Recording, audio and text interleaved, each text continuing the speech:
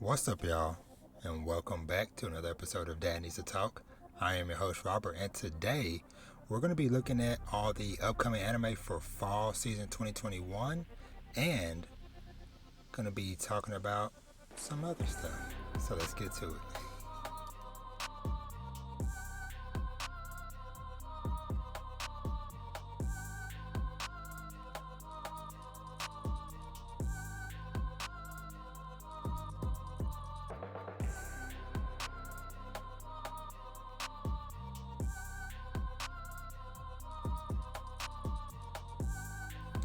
All right.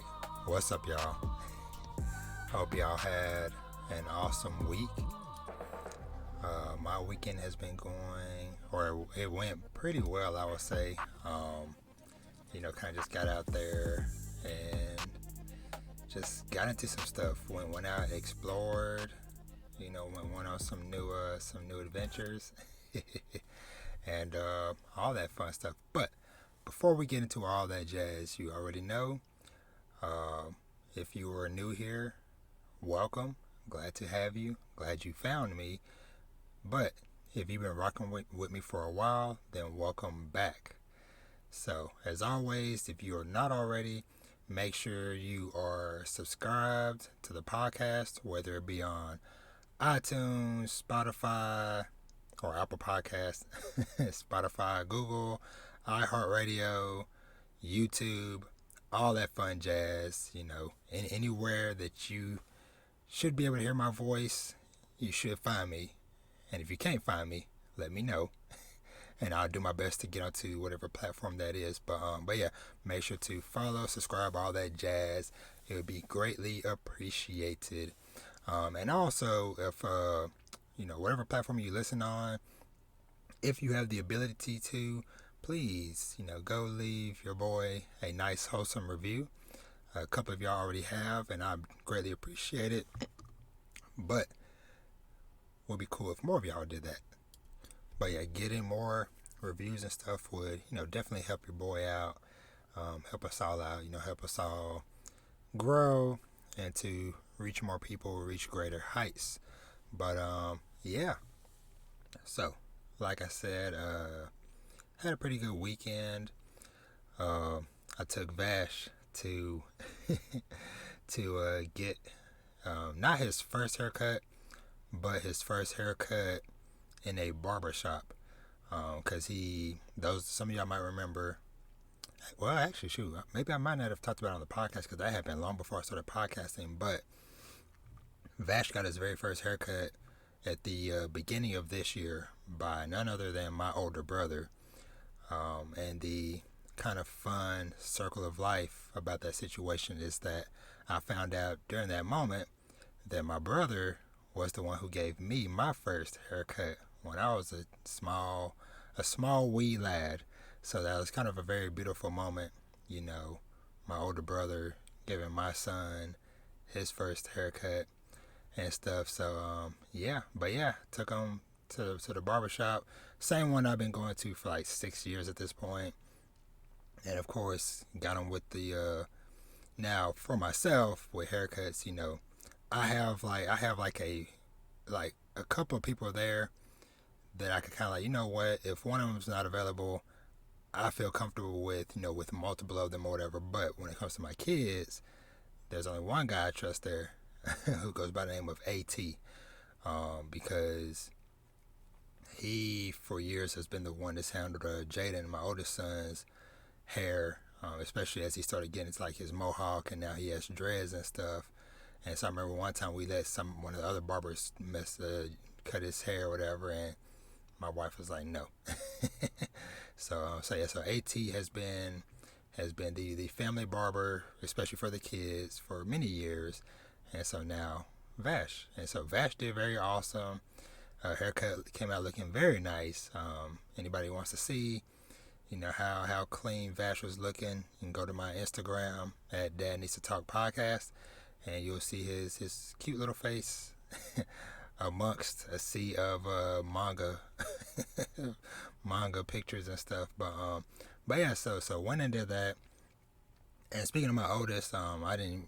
Well, last week was so crazy, whatever. But my oldest boy, he turned freaking 13 last Wednesday on the on the 8th. So yeah, so we kind of went out. We went out to eat last night as well. It's very expensive. And as much as I love doing it, taking everybody out to eat or whatever, we do not get to do it as often as I like, just because of how freaking expensive it is. And each year that goes by, it just gets more expensive because kids are getting bigger, which means they're eating more, which means my pockets are shrinking by the day. But yeah, we did that. And then today, I went on a little excursion to go and conquer more half-price books locations across DFW. So started out my Sunday, got up, and I went to the park, walked for a couple hours. Partway through there, I stopped and read some manga, which I'll tell you what I've been reading this weekend as well. But stopped and read some manga for a little bit for a break, then went back and finished walking. Then I went around to, I think, 3 different half-price books locations. Didn't really find nothing special at any of them or whatever, which is but at the same time it may be good for my wallet. but I went there, but I did come across a very awesome location. One was a comic book store called West Wild or Wild West Comics, I believe, out in Fort Worth. But right next to it was also this retro just this retro store. And so they had a whole bunch of old action figures and game consoles and stuff, whatever, which I'm gonna go more into depth about that in a little bit. But yeah, went and did that. There's also a video of that on my Instagram as well. But yeah, so it was really cool, just stumbling across that. But like I said, I'm gonna touch on that in a second because I have a new segment I want to introduce a little bit later. But we'll get to that in a minute. But yeah. And lastly, before I tell you what I've been reading, whatever, last week also, just want to say I appreciate everybody that showed me love last week because, like I said, last week was the 6-month anniversary of the podcast. I started doing, as hopefully y'all are seeing again, video podcast and, yeah, other stuff. Hold on real quick. But yeah, y'all came out, y'all showed your boy some love, and I greatly appreciate it. And yeah, I have even more surprises coming up soon. Hopefully in the next coming weeks, you'll see what I mean by that.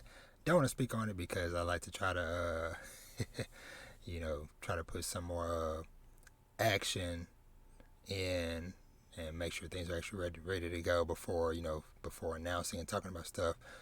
Which was a good point I heard from a fellow podcaster called the Haitian Sensation, Magda Desir. She was just talking about basically, being careful about basically speaking on stuff too early, or before it's actually done. Because I'm pretty sure many of us have been guilty of, been like, yo man, I got these plans to do da-da-da-da-da. But then, whether it be things happen, life happens, whatever the case may be, and we're not able to do that thing, whether all the people that we was telling, yeah, I'm going to do this and that, and whatever, they're going to come back eventually and be like, hey man, so how did that thing go? And you're like, oh, well, I actually ended up not doing it, or I haven't done it yet. And they're like, oh, well, that was 6 months ago, So, but anyway, just be on the lookout. But yeah, real quick, I just want to tell y'all, so the couple of things I got to read, a couple of awesome things. Both of these are long awaited. So Saturday night, I got to read Sweat and Soap, Volume 1. So that was a very, very good and spicy read for a Saturday night. And just for those who may not know what Sweat and Soap is, just give you a little synopsis. But just know this and the other manga I'm going to talk about in a second. I'm going to have reviews for these coming up hopefully in the next week. But so for Sweat and Soap, the synopsis is Asuko's living her dream, working at the toiletry maker Lila Drop. but she has a secret. The reason she loves the company so much is that she's ashamed of her body odor. And their soap is the only thing that's ever helped her. That's ever helped her. So when the company's lead product developer, a perfuming genius, approaches her in the lobby and wonders what that smell is, she's terrified. But could it be that he likes it? That he likes her? And most surprisingly of all, she might just like him back. So this is a little saucy read right there for y'all. But like I said, it was freaking awesome, and I see why there are so many fans of it. I know definitely when I posted over the weekend that I was reading it, and then doing my little Twitter thread as I was reading through it, and then when I said I was done, a lot of people came out and was like, yo, yeah, love it too. So, and honestly, I was surprised by like how quickly some things escalated between the two characters, but get into that in my review later this week. But yeah, that was a very awesome read. And then what I read this Sunday morning was this other one called Call of the Night, Volume 1, by, what's the author's name? Kotayama. And let me real quick, I forgot to mention the author of Sweat and Soap is Kintetsu Yamada. But yeah, so for Call of the Night, the synopsis is like this. Nazuna is a vampire. That's okay with Human Co. He wants to be one too. But transformation doesn't come that easily. One sleepless night, Ko slips out to walk the streets. Life after dark is a revelation when flirtatious Nazuna invites Ko to spend the night. All these spicy manga. Spend the night at her place in an abandoned building. Red flag. He's stoked. But then he awakens to kisses on his neck with a little too much bite to them. I love how they wrote this. Is it just the delicious taste of his blood that makes her meet him night after night for late night adventures, conversations, and naps? Or something else? Then when a cute girl from Ko's past shows up and competes for his attention, his budding relationship with the undead is put to the test. So yeah, this was another awesome, fun read as well. And honestly, so the part about somebody from his past showing up, see, that shows I didn't even read the whole synopsis of this before I started reading it. I think I read like first couple sentences, but I was like, you know what, I just want to read it because I didn't even know about that part until I actually got to that in the volume. So but yeah, so Sweat and Soap and Call of the Night Volume 1s for both. Yeah, both great reads, perfect for the weekend. Like I said, Sweat and Soap for Saturday night, and then Call of the Night Sunday morning. Both very awesome reads. Looking forward to getting those reviews out to y'all. But enough, fun time stuff, whatever. Well, no, that's wrong with me to say. Never enough fun time. But we're gonna kind of keep trucking along. I'm trying to think. I don't think there's nothing else I need to say. Just as always, just keep your eyes open on my YouTube channel. I'm gonna try to. I'm brainstorming ideas, just because I know, like, and not saying that there's anything wrong with this, but my YouTube channel is heavily manga populated, which I love and enjoy, but I also don't want to get myself painted into a corner of, oh, this guy only does, manga videos. No, I'm gonna try to, vary it up or whatever, but we'll see. Like I said, I'm brainstorming, coming up with some ideas, but yeah.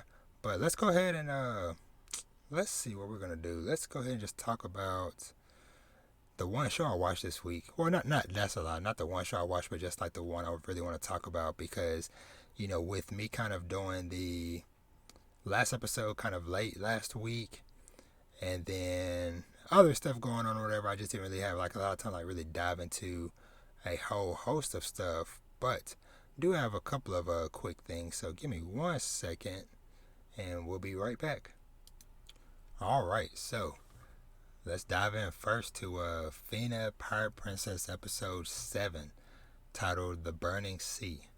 So this episode, man, started out, with us kind of like getting a little bit more backstory into Fena and her mother, because we started learning that what's his name, Abel. So we keep seeing like the same painting that we've been seeing, whatever, and of course getting confirmation that is Fena's mother, and that we learned that Abel is the one that painted it. And so he said that I guess he met her mother when he was younger, but that he has basically been trying to paint her from his memory, but he basically just feels like he can't ever get it right. And so they're doing that.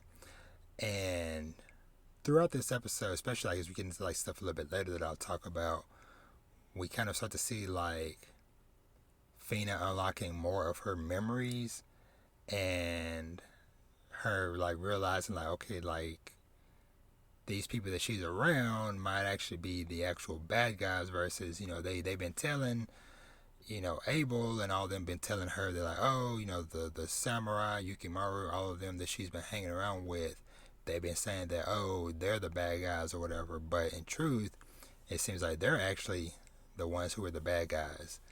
And so yeah.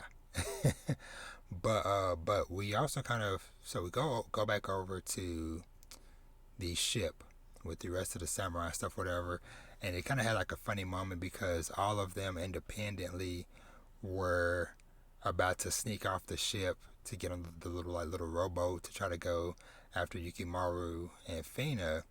And so it was just like this like domino effect of like one of them popped up, or one of them was in the boat to leave, and then another one popped up, then another one popped up. It was like, wait, what are you doing here? Wait, what are you doing here? That kind of thing.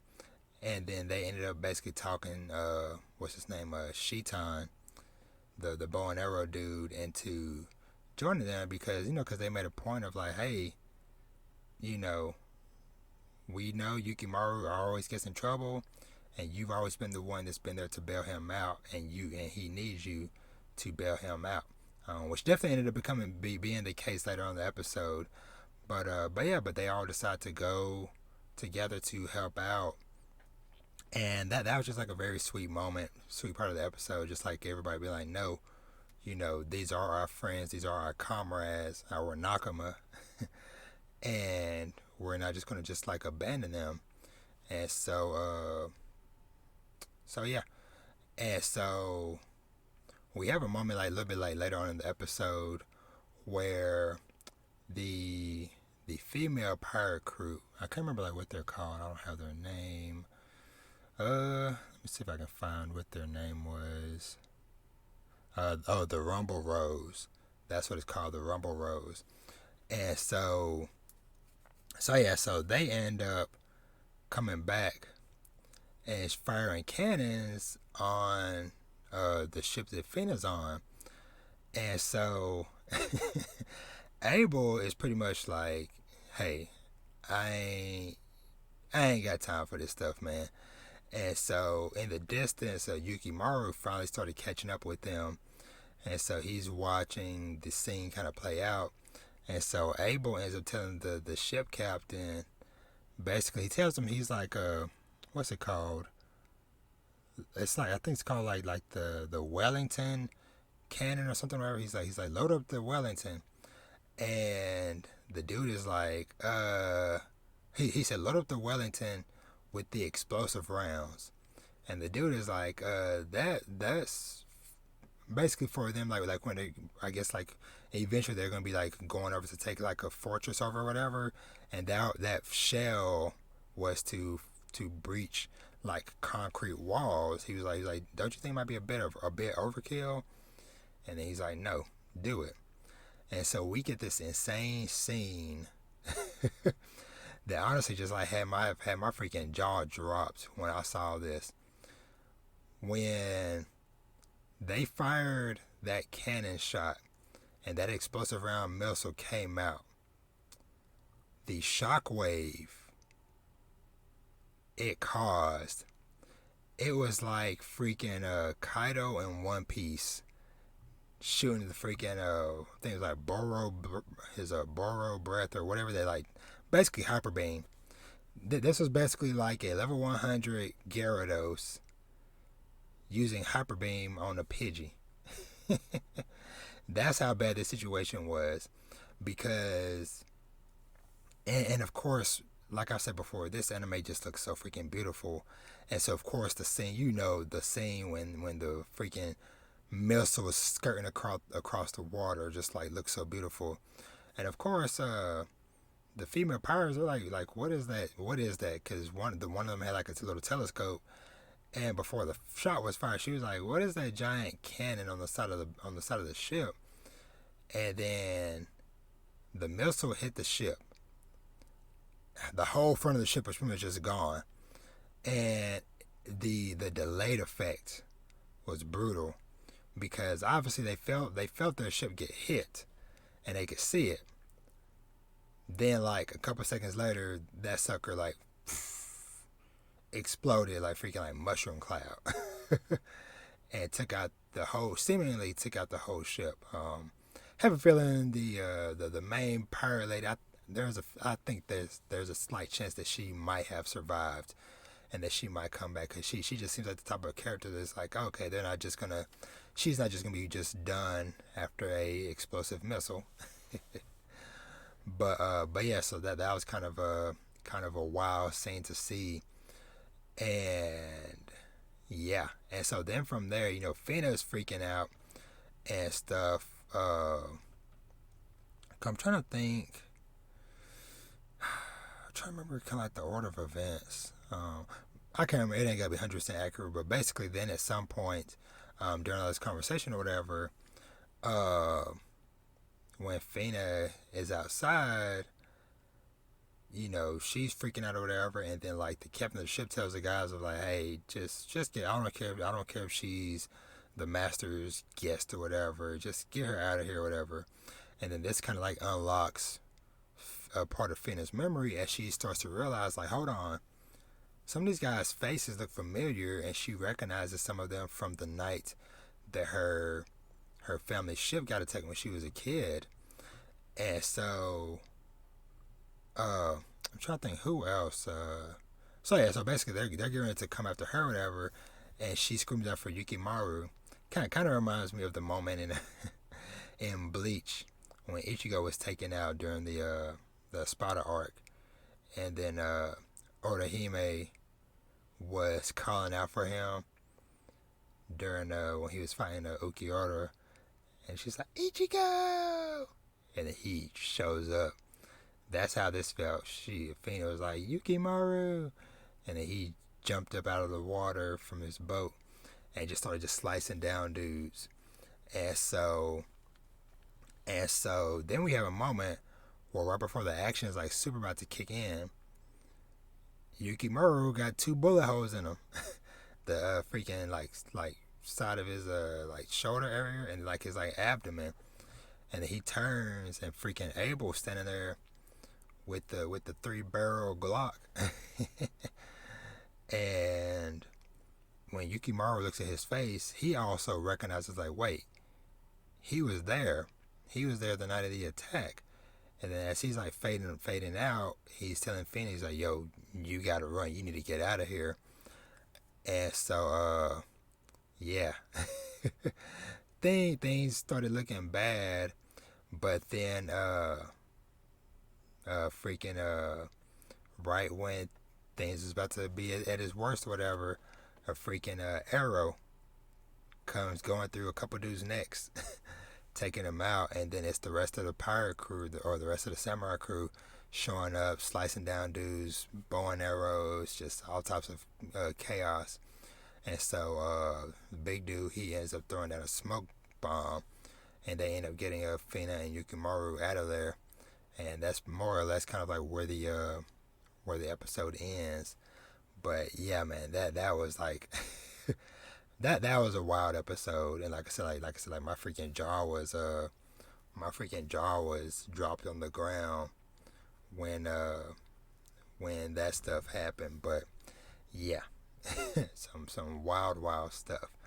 But yeah, so let's go ahead and let's move on into the next anime. Let's talk about and this is a little bit of a surprise because I wasn't planning on talking about this today, but I ended up getting in a little bit of time a couple hours ago to at least start it. I didn't watch all of it, but I watched the first episode at least, and then I was just about to start the second episode. But yeah, so I finally getting a chance to check out 86, which this will be very prevalent for when we talk about the fall season coming up later on. But I definitely want to give a shout out to the homies Polo and Tel over at Mic Check Waifu podcast, because I know they're very excited for the next season of this, and I know they've kind of been, when they was talking about the spring season of anime, some of the stuff that they really enjoyed, 86 was one of those series.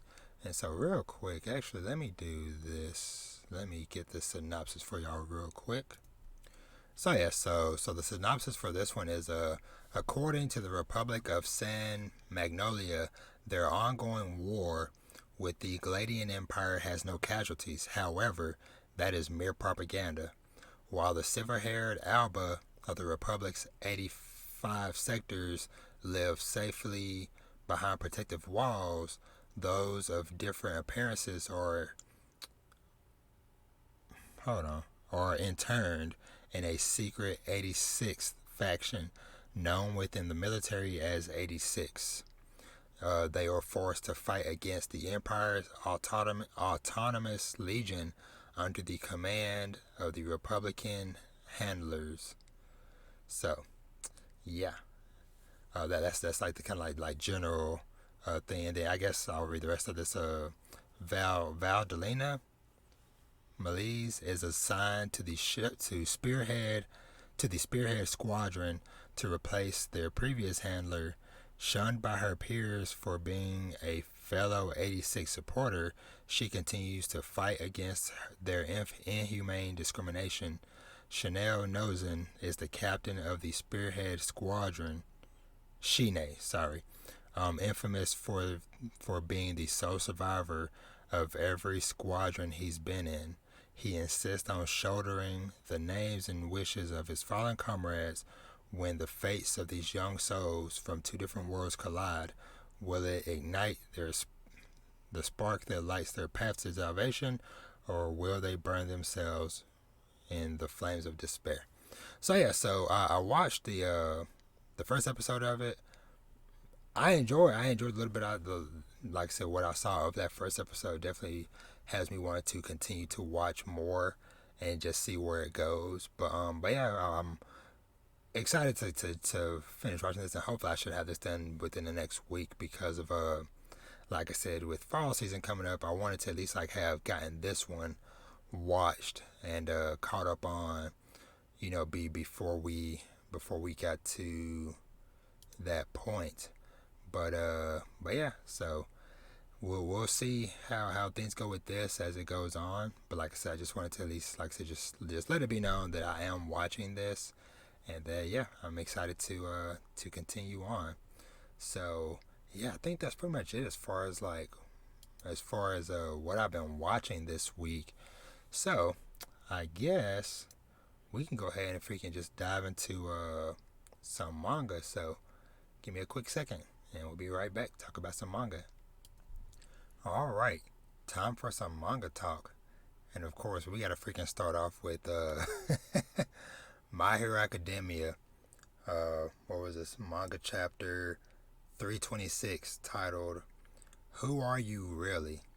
And so it's kind of weird. So for those who may not know, whatever, this week, Shonen Jump, the chapters came out on Friday, so it's throwing me off a bit or whatever. just because it's been a couple of days, almost a few days at this point since I read the chapters. But as always, I always have it up here on my phone as I scroll through it. But yeah, but overall, man, like this was like a really solid chapter. And I'll real quick, just as a reminder, as always, whenever I talk about these chapters, it is full spoilers on. I haven't said that in a while, but just in case there's new listeners or whatever, of course, whenever I start talking about a show, anime, whatever, it is free game with spoilers up until that point of the season, anime, manga, whatever. But yeah, so My Hero Academia.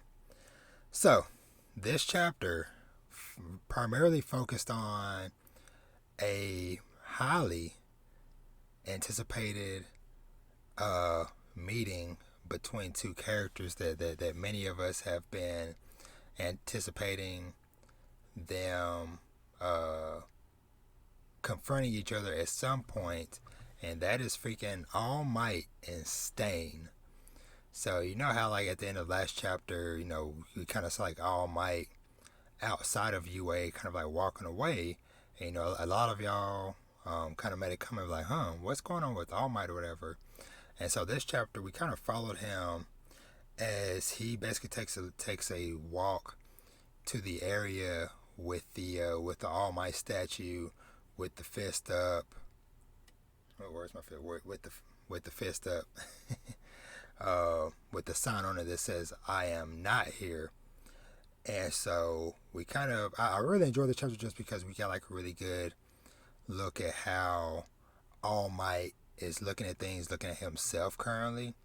And so, you know, he says, you know, you, as he's looking at the statue, All Might's like, you couldn't do anything for your disciple when he was hurting. At this point, you're only getting in the way, All Might.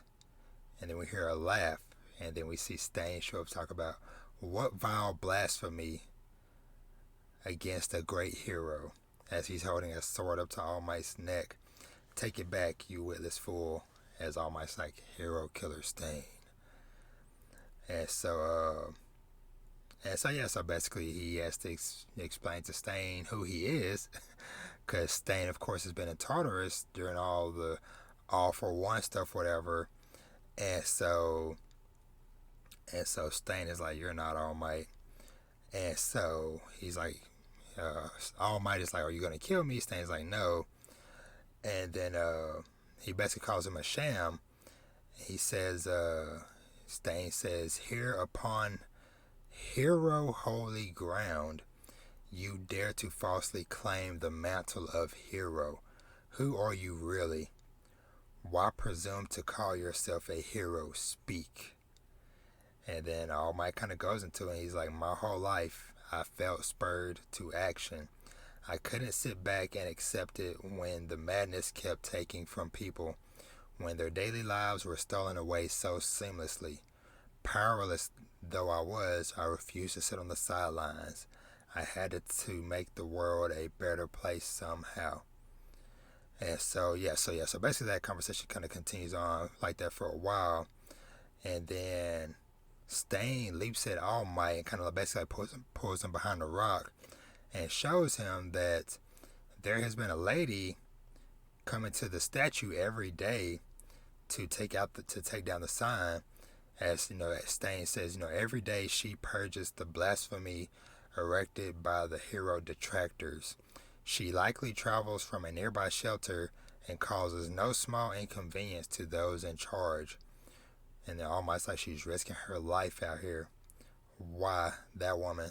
And then All Might recognizes her as she is the last lady that he saved back during the All Might versus All for One fight. So that was a very awesome callback, as All Might kind of starts to tear up a bit, as Stain is like, in the worst of times, All Might would maintain that grin and devote every fiber of his being to the people. It had nothing to do with powers or quirks. The man we knew as All Might could not live his life any other way. He carved those ideals into his very soul and was lauded for it. Who are you to presume to know the first thing about All Might? No. Look upon that woman. The end result, you say, his influence lives on.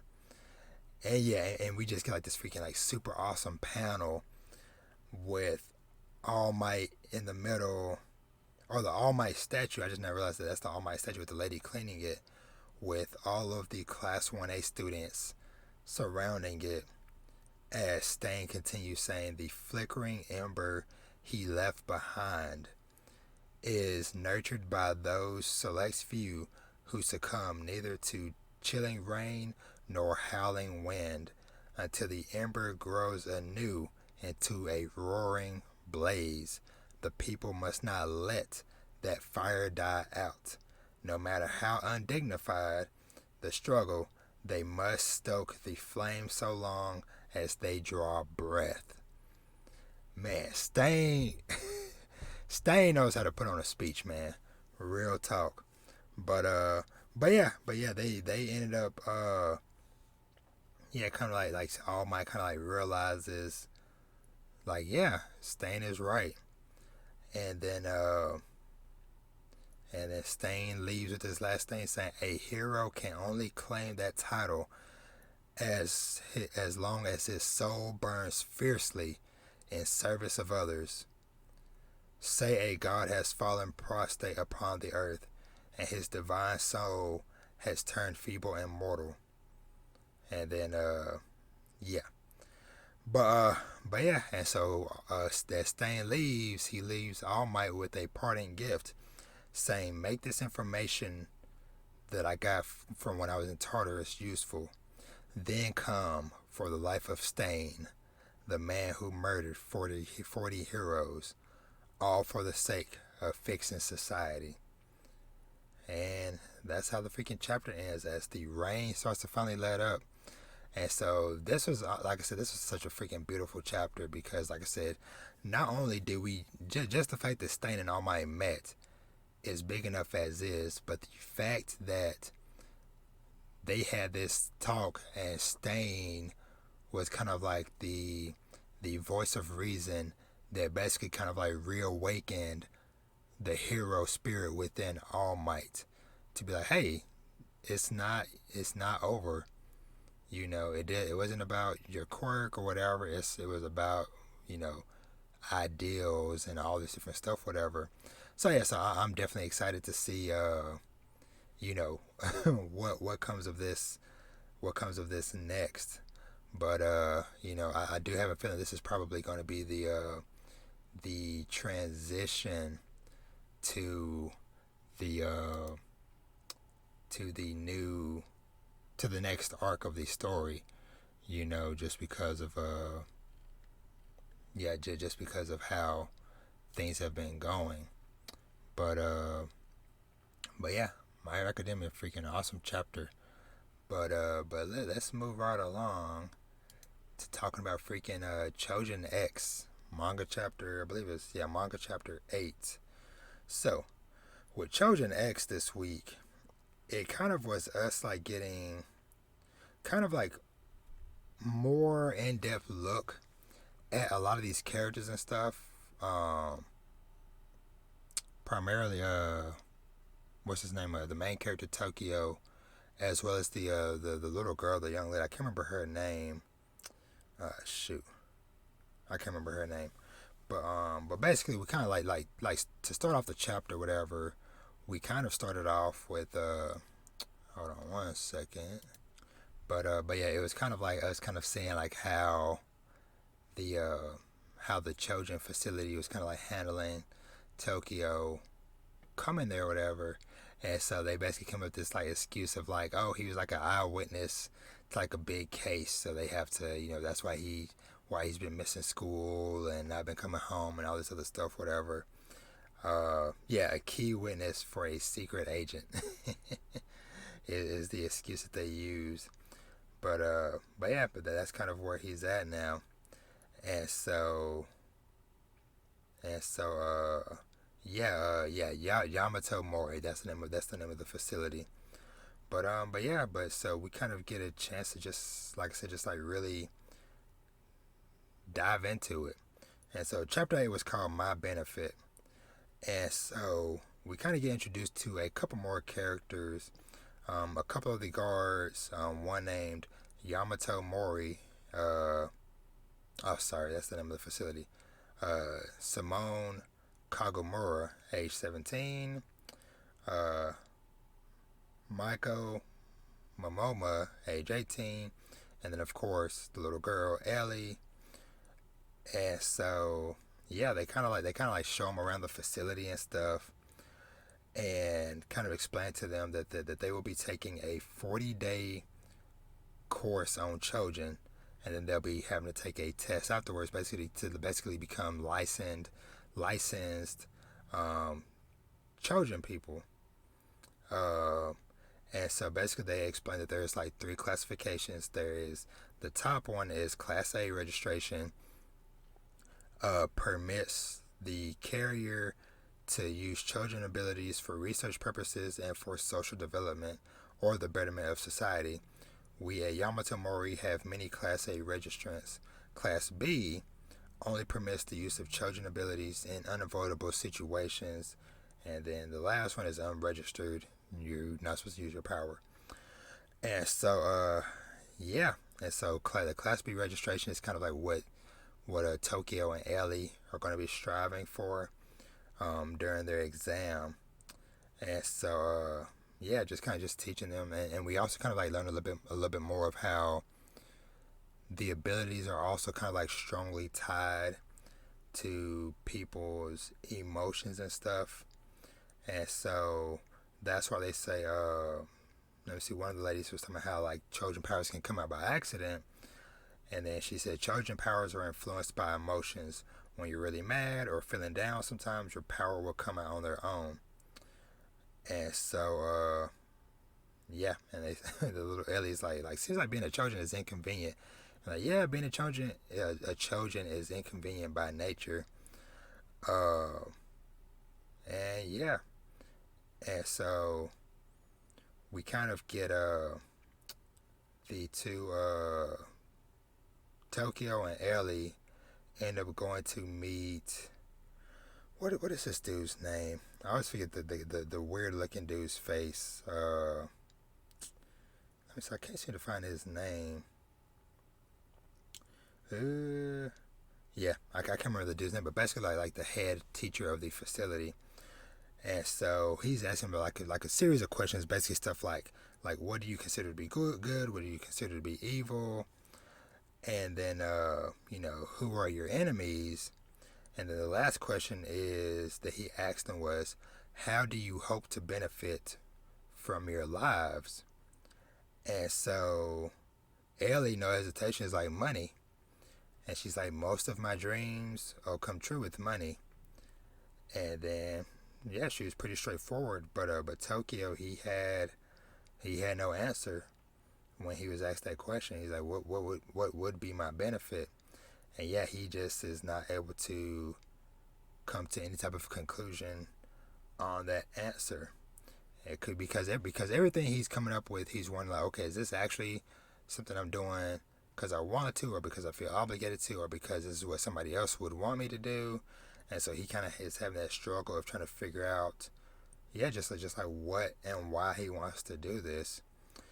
And yeah, he just kind of admits it. He's like, I haven't got any dreams. And then yeah, and then we kind of what was it? Okay, yeah. So at the end of the chapter, and then we kind of get like general setup for like other stuff going on in the world that might lead to, the next arc or whatever. And so we kind of get like a news reporter talking about how like they're still trying to recover a bunch of the zoo animals that escaped. And then we see this dude with this kind of like octopus, squid, tentacle face thing or whatever. And then this other character that has like these like kind of like not paper mache, but this kind of like paper origami little dog figures, which that seems like a pretty cool ability if that is like their ability. But they're going to go hunting for something, and yeah, that's kind of how Choujin X kind of that's how that chapter kind of ends. But yeah, but like I said, didn't have too much to say on it. But like I said, I just wanted just to touch on it a little bit. Cause like I said, I just really enjoy just like getting a chance to like getting more in depth, a more in depth look at these characters and stuff. And like I said, like how the Choujin world kind of runs and operates and all that fun jazz. But let's just kind of keep trucking along. Whoops, wrong one. So let's go on to Sakamoto Days. So I was a little bit behind on Sakamoto Days, but I caught up again today. So I read chapters. It was 37 through 39, and I just one thing I just like really like about this series. Honestly, I really enjoy just like some like these smaller moments of when everybody is just like at the convenience store, just like working like a normal job. But the funny thing about this time was the family guard of the girl that they had to beat in like the gambling and stuff, whatever. He was temporarily working there for like chapter 37, and it was just so funny just because like he's trying to inform them of like what's going on, give them information about stuff, but he's doing all this, talking about all these assassinations and plans and stuff, whatever, while he is checking out customers and asking sweet old ladies like, hey, would you like a bag for this? And then the lady being like, oh no, I brought my own bag. But anyway, that whole little dynamic, I just really like just how we keep on having these kind of like seemingly big bad characters that by the time it's all said and done, they usually end up working at Sakamoto's convenience store. So he is gonna have so many employees by the end of this series, but we end up getting introduced to a host of new characters. Basically, these 4 assassins that escaped prison. Let me see, what were their names? Let me pull it up. Yeah, because the guy that they beat last time, he basically was asking like, hey, like, have y'all have they been keeping up with the news and stuff? And then they're like, nah. And then he mentions to like, hey, like 4 days ago, there was 4 bodies that was, found butchered in a prison. And basically, long story short, a bunch of murders started happening recently in the area. And a lot of those murders matched the MO of the 4 different convicts that were supposedly dead. And so that's kind of when we get the introduction to these 4 characters. I guess these are their code names, which are kind of silly. But we have Dump, Saul, Apart, and Minimalist, which I'll get into in a second. But like I guess like their powers kind of match what this is or whatever, or match their names or whatever. But it's kind of fun like each of them kind of had little quirks, because Apart he hates pickles. And so they're all sitting down eating whatever, and like his burger had pickles on it or whatever. And then we kind of get to see, what's his name, a Minimalist, just grab his burger and just like shrink it down into like a little ball and just like tosses it in his mouth like a freaking crumb. But yeah. And then we kind of get the X dude, or whatever, like the head guy with the moose head, show up to kind of give them their assignment.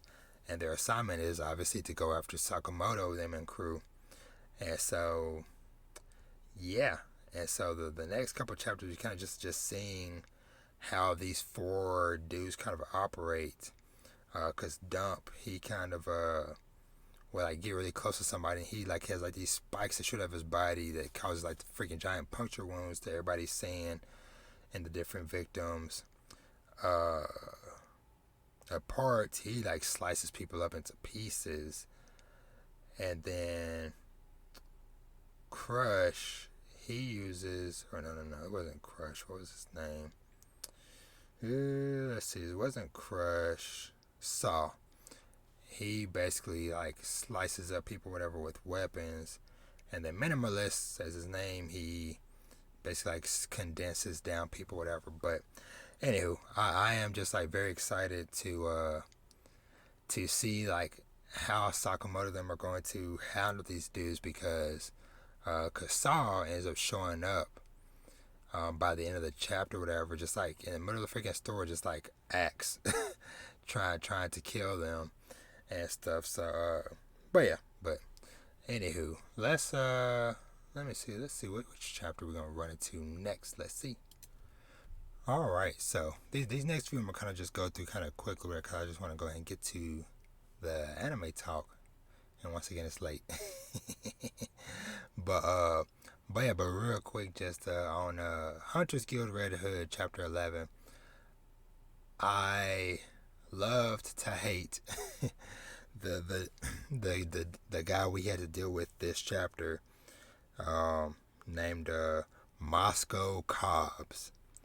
Now, when you introduce a character named Moscow Cobbs, he's probably gonna be kind of sleazy or underhanded, and he definitely was, because he was a businessman that basically he wanted to just use the different basically his plan is to overthrow the guild and basically just run it as like a better business of like, okay, the guild has all these techniques and weapons and whatever, but they only keep for themselves. I would, sell those to other countries or whatever. And so we kind of end up having this kind of like back and forth fight between him and some people that basically he forced to basically like to work with him or whatever, just by he offered them, and if they said no, he would just beat them down until they said yes. And so it's a lot of them versus the one kind of science dude on Velu's team called I think it was Mario. And so we kind of learned some like really cool stuff about him, because he uses freaking mold as a weapon. And so that was like pretty dope and like unique ability to, or technique or tool, I guess you could say, that he's using, versus Mr. Cobbs. He is up here using what's it called, self-affirmations for stuff that he know that honestly is wrong. Because like the first one, he's like, workman's arts, good communication, as he's just like screaming at Mario and stuff like, what's the attitude, I'm your superior. And then a flexible approach, and just a bunch of just like crazy shenanigans or whatever. But I really enjoy just like watching all these characters try to fight Cobbs until Mario throws out these like different modes. One of them is like a mist that grows out his mustache. Another one makes his foot slippery. Another one kind of like melts his foot to the ground. Just all different types of modes and stuff, whatever. And we learned that that's what the vines and stuff that we saw last chapter when or a couple chapters ago, when Velu them was sending some vines or something, whatever, out of their cell to let the others know, like, okay, yes, this is the plan. And so yeah, it's just like really cool that like I said, he is just doing something new and different or whatever. But yeah, he said I'm Mariopus, the mycologist, and these are my slime associates. As he shows inside of his jacket pocket, he has like all these different molds and stuff, whatever, slime modes. But yeah, and so by the end of it, basically they end up coming to the conclusion of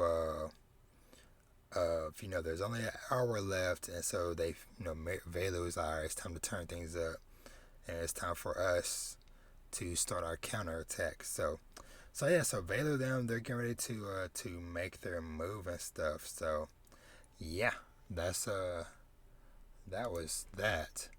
And so let's see, a couple more chapters I just want to touch on, just like super briefly. Hold on, real quick. Let me do this. Well, don't really have like too much to say about this one, but like I said, just want to just like give it a shout out though, whatever, for Kaiju number 8. I believe it was chapter 44. So this chapter we pretty much just got like a really good look into Shinomori's mother and her backstory, and like how her mother was this like legendary kaiju fighter, whatever, back in the day, whatever, which we kind of figured, but like she was decked out, had like this like badass looking like all white kaiju outfit that was made from one of the numbered kaiju. I think it was like, was it 4 or 6? Well, let me see. Number 4. But yeah, her mama just like looks so freaking awesome in her like I said all white outfit. But there was a point later on, of course, like at some point, like where her mother ended up in this big fight, and ended up losing. But like I said, didn't have like too much I want to add onto it. Like I said, I just wanted to say how awesome this chapter was, and like I said, just glad just good getting to see like more backstory and development for Shinomori. And so, last manga chapter I'm gonna cover today is going to be some keep doing it some Jujutsu Kaisen. So for Jujutsu Kaisen, we kind of got a chance to like look into really in depth into to one of the people that's going to be a participant in the culling game. And hold on, what was his name? Shoot, I can't find his name. Hold on, because that is like really gonna irk me. What is this dude's name? Alright, I think his name was Hiromi. And so but anyway, so this guy basically, he was a lawyer, and we kind of get a chance to like really see and get into like his mindset of potentially how things might go whenever we run into him later on in the calling game.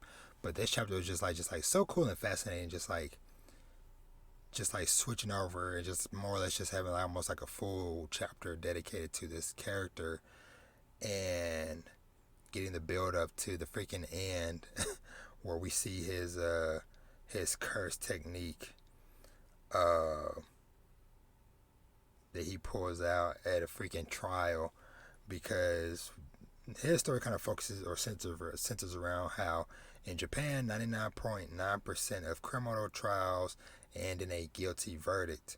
And so basically he is trying to help this person who basically seems like they got set up or just like wrong place, wrong time type of stuff, whatever. And so the guy ended up getting off whatever as innocent, but hold on, let's see. So appeal hearing number 2 or second trial, guilty life imprisonment, while independent defense lawyers rely on limited funding and small. That's expected because it's simply the way the system works. The court passed a sentence based on the shoddy argument that there was no reason to suspect the missing person, thereby overturning the previous ruling. And so, the system branded him as guilty from the start. And so that's when we see the freaking this dude kind of like go off Hiromi, and just like the twisted look on his face as he like bangs his gavel. And I love the idea that like him banging his gavel is how he summons or activates his curse technique or whatever. But he's like, we're having a retrial as we see this curse with like a white mask, stitched up eyes, holding 2 scales appears behind him. And so I am just like very curious to see more of this dude. But this was like a super freaking awesome chapter of Jujutsu Kaisen. But we are going to take one last little break, and then we're going to dive into looking at what we're going to be talking about for anime for fall 2021. Be right back. All right, so let's dive right into some fall 2021 anime. So, so basically, kind of like how I'm gonna do this. I'm gonna go through the list that I have pulled up here of at least everything that's known to be coming out. This should be more or less finalized as far as like what's going to be airing at this point, because we are like 2 weeks away from fall season. You know, the only thing that might still be unclear with some of these is like how many episodes some of them are going to have, as well as maybe like what streaming services some of them are going to be on. But as far as like in general, it's probably just me talking about which of these I'm gonna be looking forward to, like which ones I'm prioritizing, and then which ones I'm gonna check out. But it's it's not gonna be a necessarily must watch thing unless it's like super good. But yeah, so we'll kind of start off, and these first three up here are kind of good ones to kind of like have listed first. So first off is Jobless Reincarnation Season 2. So that first season, I knew nothing about it going into it, and I ended up like really enjoying it. You know, visually it was stunning, especially like whenever like the different fight scenes and stuff. I did really enjoy that one scene kind of like towards the end of the season, and of course, any of these shows that have a previous season, there might be mild spoilers for previous seasons of some stuff, but I'll try to give a heads up on it. But basically the one moment where the wolf bodyguard chick, that whole scene where she like just like took out like a whole handful of dudes, and she like blitzed across town to come. Yeah, that whole scene was freaking fantastic. But yeah, I'm just really curious to see like more of that series and like how things go. So Jobless Reincarnation Season 2, let's see, it's listed as 12 episodes, and they have it listed as coming out on Funimation. So yeah, looking forward to seeing more of that. I'm trying to think, I think I took a peek at the manga when I was at the store recently, whatever, because they had both the light novel and some of the manga there, whatever, and I just peeked a little bit or whatever, and I was like, oh, okay. Clearly, what I was seeing was from like stuff like way later, because I saw like older versions of some characters. So I'm like, okay, yeah, this is some time skip stuff. but yeah, so excited for that.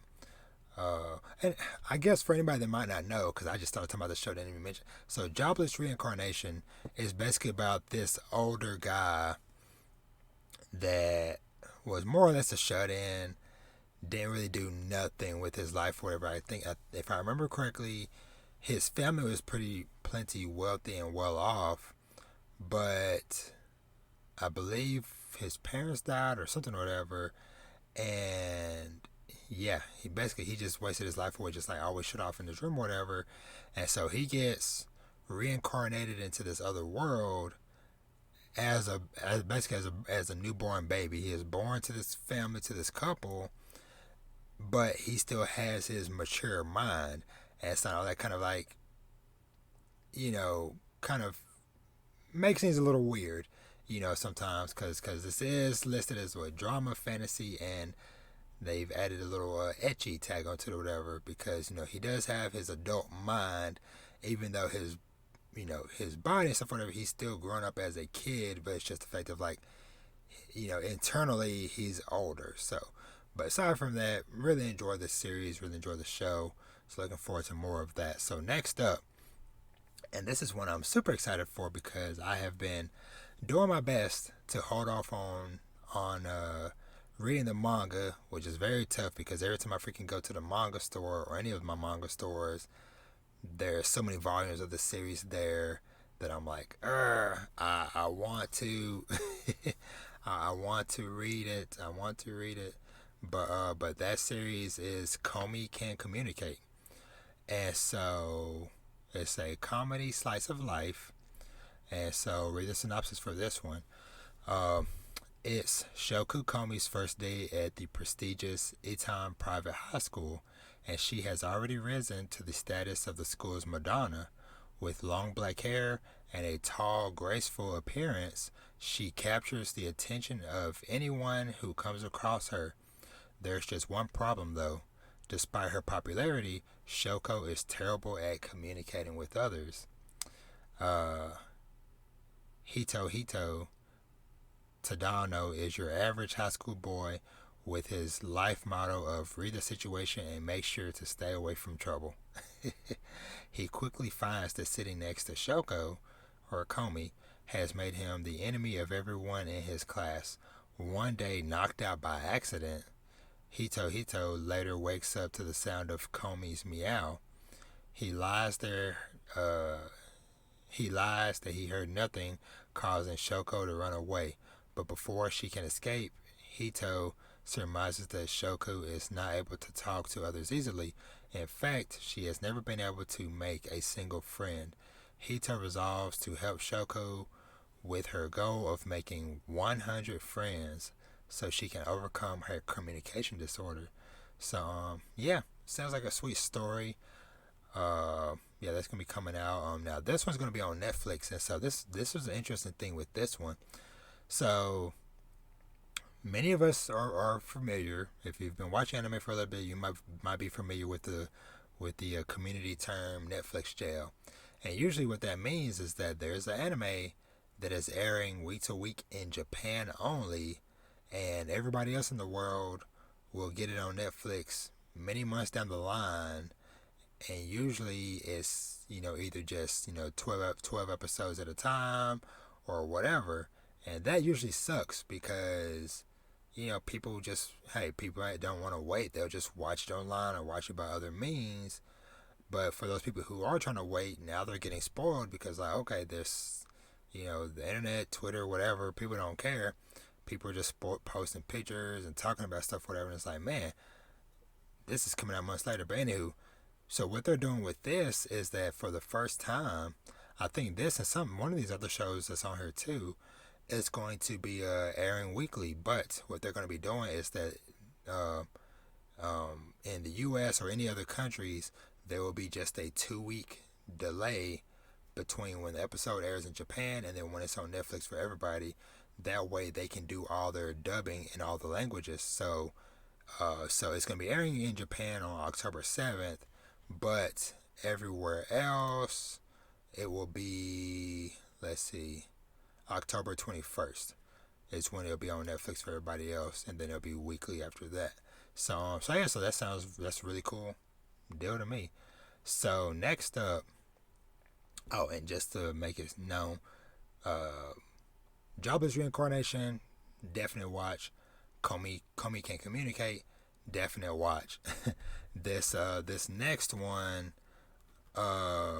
is called Platinum End, and it is from the creator of Death Note.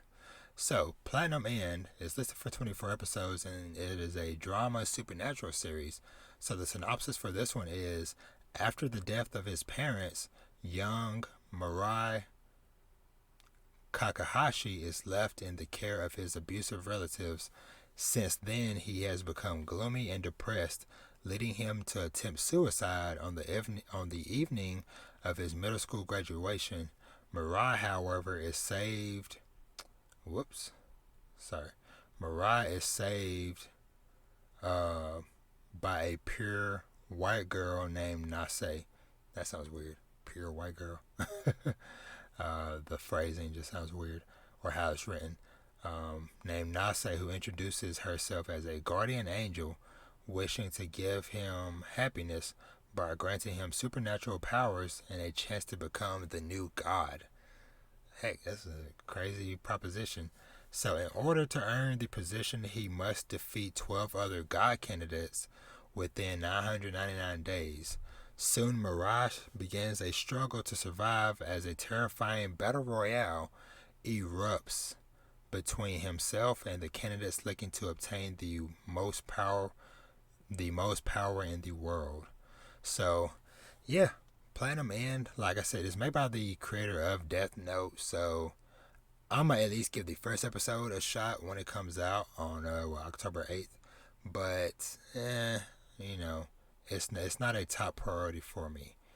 But we'll see. Maybe that first episode will change me. So I hinted at this earlier, but season 2 of 86 it's going to be coming out, and so yeah, like I said, that's why I am currently in the midst of trying to watch season 1 of the series, because like I said, I heard really good stuff about it, and I definitely wanted to hopefully be part of the conversation when season 2 comes around on October 3rd. And this one I'm guessing, it's action drama sci-fi. Don't know how many episodes it's gonna be. And I'm guessing this one probably will be on Crunchyroll, because the first season I'm watching on Crunchyroll right now. So yeah. So this next one is called Blue Period. It is a drama slice of life. Now this is another one I'm fairly interested in, just because this is another one whose manga I see every time I go to the store. And so the synopsis for Blue Period is: second year high school student Yotoru Yaguchi is bored with his normal life. He studies well and plays around with his friends, but in truth, he does not enjoy either of those activities. Bound by norms, he secretly envies those who do things differently. That is until he discovers the joy of drawing. When he sees a painting made by a member of the art club, Yotoru becomes fascinated with the colors used in it. Later, in an art exercise, he tries to convey his language without words, but instead through painting.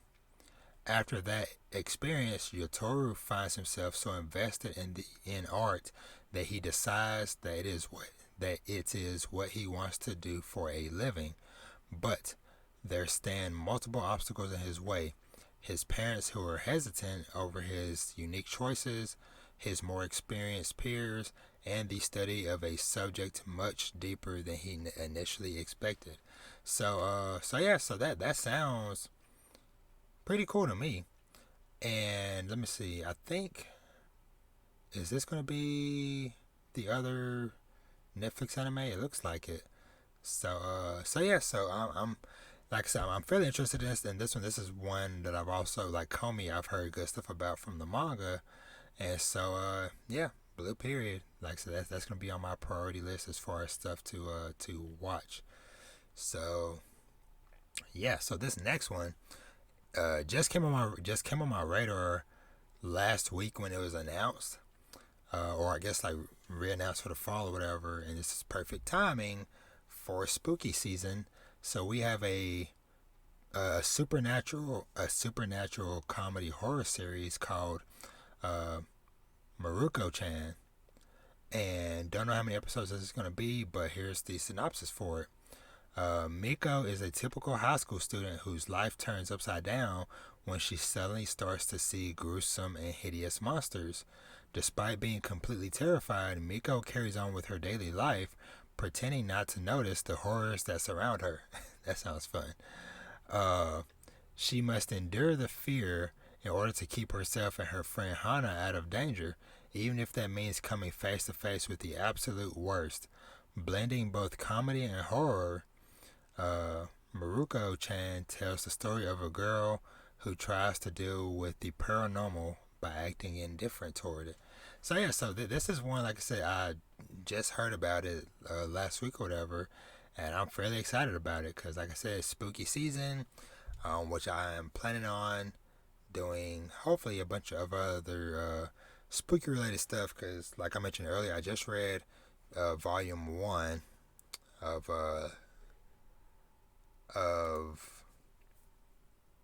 Call of the Night, and then y'all know a while back I had read volume 1 of Zom 100, Bucket List of the Dead. And so hopefully, especially because I already have volumes 2 and 3 of Zom 100, and then volumes 2 and 3 of Call of the Night is out. So, you know, spooky season, I figure that'd be a pretty ideal time to go through more of those volumes. Like I said, especially because I have a couple for one, and then I know 2 of Call of the Night are already out that I just need to just go buy. So yeah, so that mixed with this Mirko-chan sounds like a really good fun time. So some spooky ghosts and stuff, and then got Call of the Night with some vampires. You got Zom 100 with some zombies.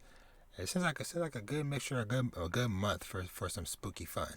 So yeah, so that's high on my priority list as well. And like I said, that's listed for October 3rd. And so let's see. Now this is one I'm definitely interested in seeing like what this turns out to be, just because of the pedigree behind. This is a joint venture. So this is called Tact Op Destiny. This is a joint collaboration anime by Madhouse and Studio Mappa, and it is a action fantasy series. So the synopsis for this one is: in the story of the anime, one day a black meteorite fell on the world, and the world completely changed. The meteorite produced grotesque monsters called D2, which started running rampant. D2 very quickly banned all music, which was the one thing able to overcome them. But there were some people who resisted the D2. They are the young women who hold the power of music, the music cart. These young women hold scores that are able to defeat the monsters, and there are also people who lead these women, the conductor. The anime takes place in the year 2047, which has fallen to ruin thanks to D2. Tact, a conductor, is partnered with a music art named Unmei. Tact yearns for music to be able to be returned to the world, and Unmei wishes to destroy the D2. Their aim is to travel to New York. And so, yeah. So, like I said, this sounds freaking awesome. This is my first time reading the synopsis for this. But yeah, that sounds freaking awesome. And up my alley. Like I said, if this is a joint venture between freaking Madhouse and Mappa, hey, sign me up. So, yeah, so that's definitely high on my priority list. That's debuting October 6th. So, let's see. Kind of just scrolling through like a few of these last ones. See if there's anything else. None of those. Let's see. Nope, nothing there. This one. So this one is let me click and see what. I keep forgetting what the actual name is of this one. Oh yeah, this one's called My Senpai is Annoying. Now this one isn't gonna be like high on my priority list, but this is another one whose manga volumes I see all the freaking time when I go to the store, and so it is a comedy romance slice of life series.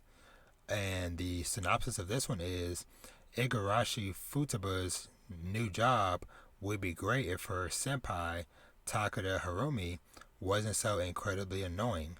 Futaba hates his laugh, she hates how big he is, and she really hates that he treats her like a little kid. And just because Futaba is short and looks young doesn't make her a kid. And just because she spends so much time with Takeda doesn't mean she sees him as anything but an annoying senpai, or does she? And so that's coming out on October 10th. No list of how many episodes that is, but yeah, like I said, that's one I'm loosely interested in. I'll maybe at least I check out the first episode, see how I like it. But yeah. So let's see, a couple just general shouts out. World Trigger season 3 is coming back. I still haven't even watched season 2 of World Trigger, but that's a series that I enjoyed when I watched season 1 many years back. But yeah, I gotta watch season 2 and then hopefully catch up to that soon. Let's see, another core or season of Yasahime Demon Princess, which is the Inuyasha sequel series with their kids and stuff. So that's coming out or coming back, whatever. Let's see. None of those seem interesting to me. This Osamu ranking. The main reason why this has my attention is because this is being done by Wit Studio, and it's a action comedy fantasy series. So let's read the synopsis of this one. The web manga centers around Boji, a deaf, powerless prince who cannot even wield a children's sword. As the firstborn son, he strives hard and dreams of becoming the world's greatest king. However, people mutter about him behind his back as a good-for-nothing prince, and no way he can be king. Boji is able to make his first ever friend, Kage, a literal shadow of the ground who somehow understands Boji well. Kage is a survivor of the Kage assassin clan that was all but wiped out. No longer a killer, Kage now makes ends meet by stealing.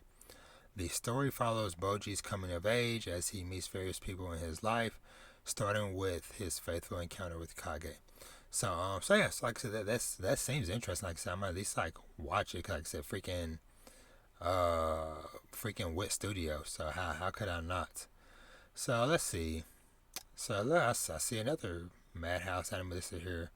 What is this? Kyushi, the vampires die in no time. Huh. What is... Sorry, this is my first time seeing this one. Supernatural comedy. Synopsis for this one is vampires are said to have many weaknesses such as garlic, crosses, and sunlight. Game-loving vampire lord Luke just so happens to be weak to everything. He dies, turning into a pile of ash at the slightest shock. After vampire hunter Ronaldo learned of a castle inhabited by a vampire rumored to have kidnapped a kid, he went there intending to take down the devil down. However, the vampire turned out to be Draluk, a wimp who keeps turning into ash at the smallest things. Moreover, the kid wasn't being held captive, he was just using the haunted house as his personal playground. When his castle is destroyed, Draluk moves Ronaldo's office, much to the other's chagrin. Despite their differences, they must try to work together to defend themselves from rogue vampires, Ronaldo's murderous editor, investigators, and more, with Draluk dying continuously along the way. That sounds like that might be a fun time. So I don't know. So maybe like I said, I might at least like check out the first episode and see how that goes. But that seems like that might be a fun time. So we'll see about that one. But let's see, anything else on this list? Scrolling. Yeah, nothing there. Nothing too much there. Hike Monogatari, and don't really seems interesting. They're doing a Lupin the Third Part 6. Now, Lupin the Third, that's a series that I freaking loved and really enjoyed watching growing up back in the day. But, you know, I haven't watched it in years. I haven't watched any of the live action stuff or anything. I've heard like good stuff about the live action show or movie or whatever that's on Netflix. I need to watch it at some point. Maybe that'll be something I'll watch in the coming weeks. But yeah, Lupin the Third. Who knows? Maybe I'll watch this and maybe that'll get me back into it because. But I don't know. This says Part 6, so I don't know if this is like a JoJo's thing where they are loosely connected or what the situation is there. I need to like research and find out. But yeah. So Lupin the Third. Let's see. Nothing there. Nothing. Not really seen nothing interesting, just at least like on first glance from really any of the rest of this stuff. Just scrolling through. I don't know why that kind of has my attention. But, there's this new Digimon series called Digimon Ghost Game. I don't know, maybe probably ain't gonna watch it though. Just being honest. The Dancing Hero, and yeah, not really seeing nothing else. They're doing a Way of the House Husband Part 2. Still haven't finished the season 1 just because it kind of was like just like threw me off. But maybe I need to at least just like watch a full episode or two just at least try it But I also have, because my wife got me this for Father's Day, funny enough. She got me volume 1 of Way of the House Husband.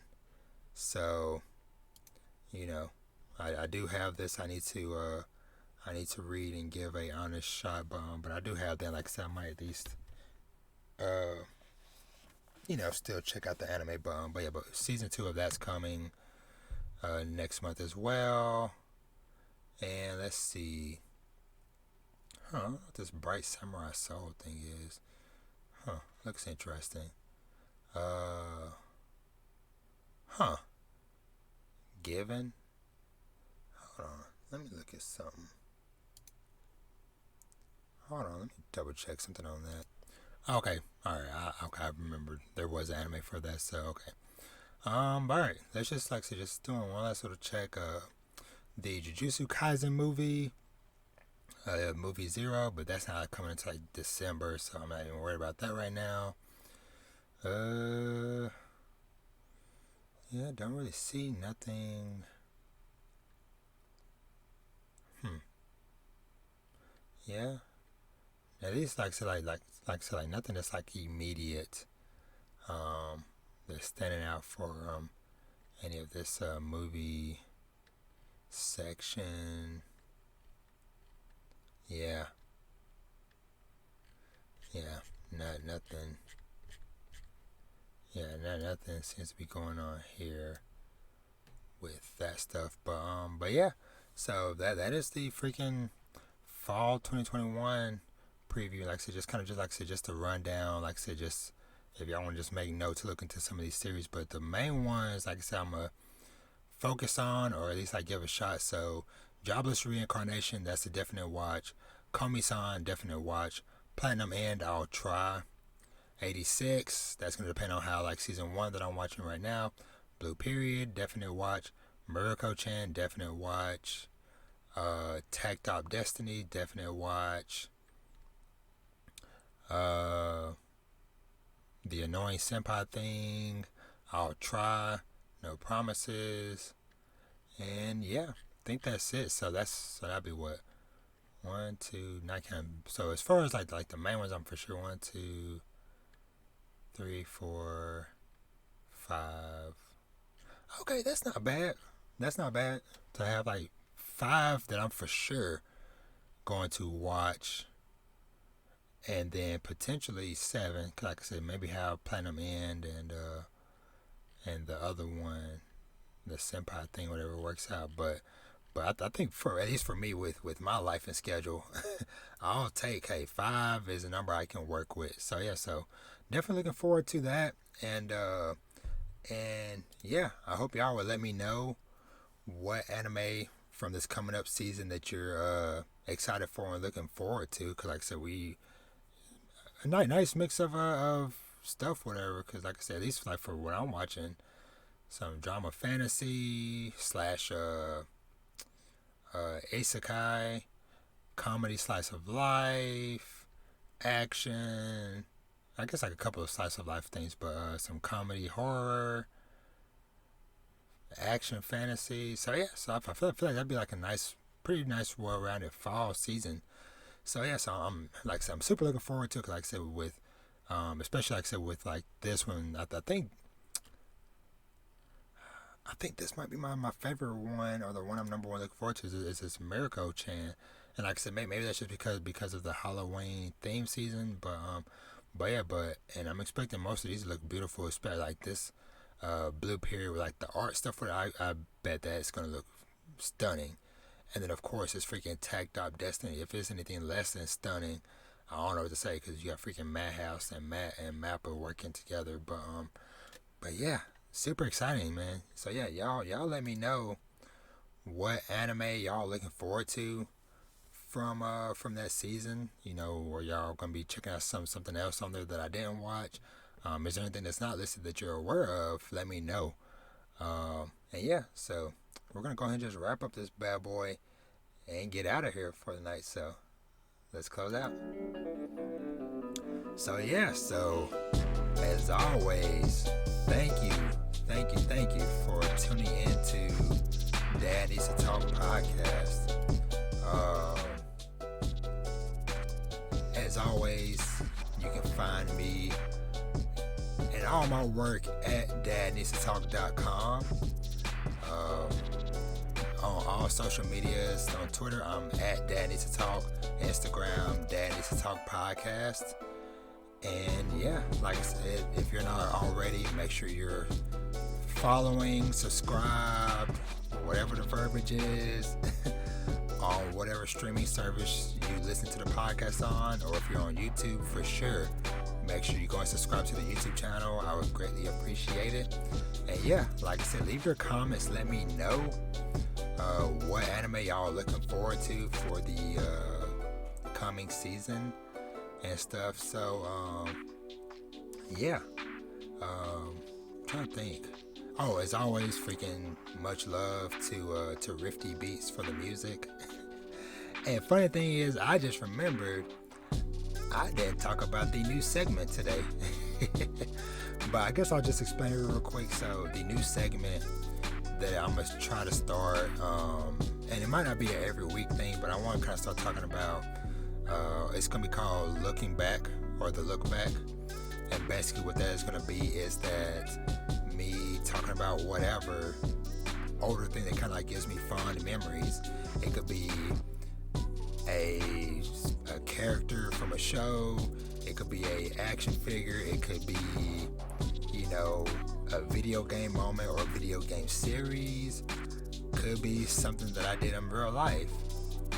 But yeah, just be on the lookout for that. Hopefully I'll do that next time. But because I was gonna talk about that because I went to the freaking the retro store earlier today, and I came across freaking Ninja Turtles figure that I had as a kid that I really wish I would have bought. But hey, I'll go back for it another day. But anyway, that's gonna do it. But man, I forgot that segment.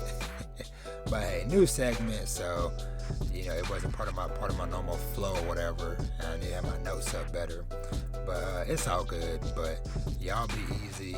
Y'all have an awesome week, and make sure to share the podcast and let everybody know that your boy Rob is out here doing this podcast thing. But yeah, y'all have a awesome week. Watch some anime, finish up the summer season because fall is coming quick upon us. And yeah, read some manga, play some games, enjoy life. And I'll catch y'all in the next one. Bye.